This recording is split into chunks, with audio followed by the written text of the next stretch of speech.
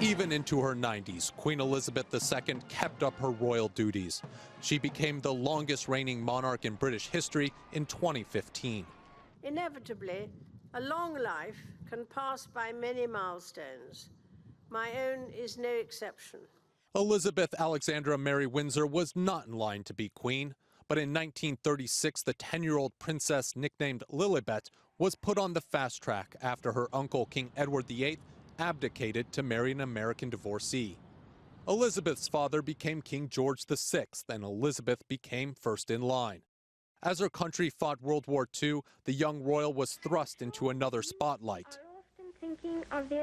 She made her first radio broadcast to her country in 1940, a message of encouragement to children forced to leave their homes to escape the dangers of war. And when peace comes, remember, it will be for us, the children of today, to make the world of tomorrow a better and happier place. After World War II in 1947, Elizabeth gave England something to celebrate. She married Philip Mountbatten, a member of the Greek royal family.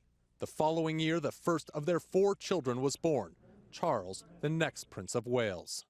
Her father, King George, died in 1952.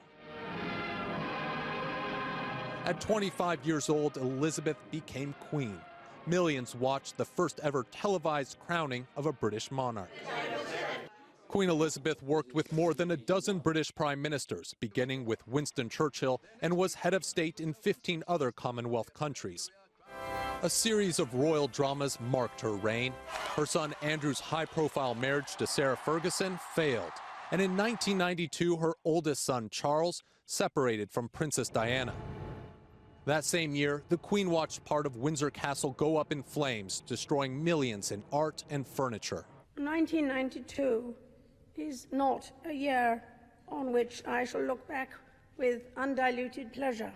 In 1997, a car crash in Paris killed Princess Diana, stunning the world. Many criticized the Queen for not showing emotion. More than a decade later, the Queen celebrated a royal wedding as her grandson, Prince William, married Kate Middleton.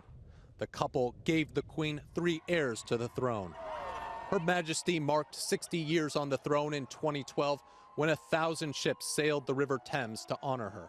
And in 2016, Queen Elizabeth celebrated her 90th birthday. Thousands packed the streets of Windsor to catch a glimpse of the only monarch most had ever known. The Queen watched another tiny royal join the family after her youngest grandson, Prince Harry, married Meghan Markle. Just a few years later, the Queen lost her husband of 73 years.